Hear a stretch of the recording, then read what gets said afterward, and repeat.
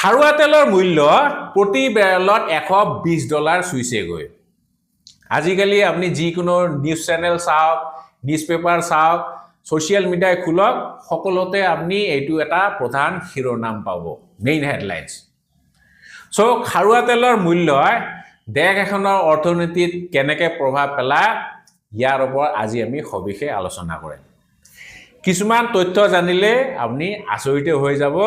গতিকে ভিডিওটো ইন্টাৰেষ্টিং হ'ব লাষ্টলৈকে চাব চাওক ইন্ডিয়া আমি হৈছো পৃথিৱীৰ ভিতৰত থাৰ্ড লাৰ্জেষ্ট অইল ইম্পৰ্টিং কোম্পানী প্ৰথমত চাইনা আছে সেকেন্ডত ইউএস আমি থাৰ্ড পজিশনত আছো সো ডেইলি আমি 5 million barrel crude oil import কৰো 50 লাখ বেৰেল ডেইলি ইম্পৰ্ট কৰো সো খাৰুৱা তেলৰ মূল্য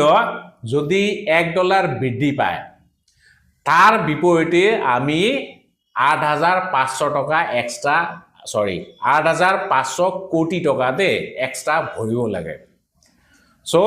50 লাখ বেৰেল হলে ডেইলি আমি কিমান এক্সট্ৰা ভৰিব লগা হৈ আছে ক্যালকুলেশনটো আপনি নিজে কৰক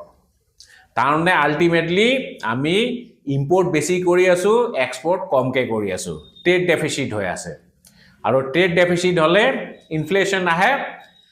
তাৰোপৰি খাৰুৱা তেলৰ পৰা আমি কি পাওঁ ৰন্ধন গেছ পাওঁ পেট্ৰল ডিজেল গ্যাসোলিন পাওঁ ৰন্ধন গেছৰ দাম বৃদ্ধি হলে তো ইয়াৰ প্ৰভাৱটো ডাইৰেক্ট আমাৰ পকেটতে পৰে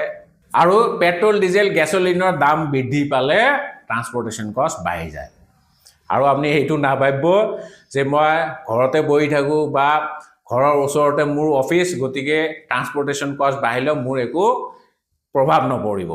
এনেকুৱা নহয় আমি যে ডেইলি ডাইল চাউল আটা তেল ইভেন কাপোৰ চোলা টিভি ফ্ৰিজ কিনি আছো সেইবিলাক বাহিৰৰ পৰা আহে ট্ৰান্সপোৰ্টেশন কষ্ট বৃদ্ধি পালে অবভিয়াসলি এইবিলাকৰ দামো বৃদ্ধি পাব তাৰনে এগেইন ইনফ্লেশনটো বৃদ্ধি পাব ইনফ্লেশন বাঢ়িলে আরবিআই এ ইন্টারেস্ট রেট বঢ়াই দিব ইন্টারেস্ট রেট বঢ়ালে আপনি লোন নলব personal loan car loan housing loan নলব আপনি ঘৰ বনোৱা বন্ধ কৰিব ইনফ্যাক্ট ঘৰ ৰং কৰা বন্ধ কৰিব কাৰণ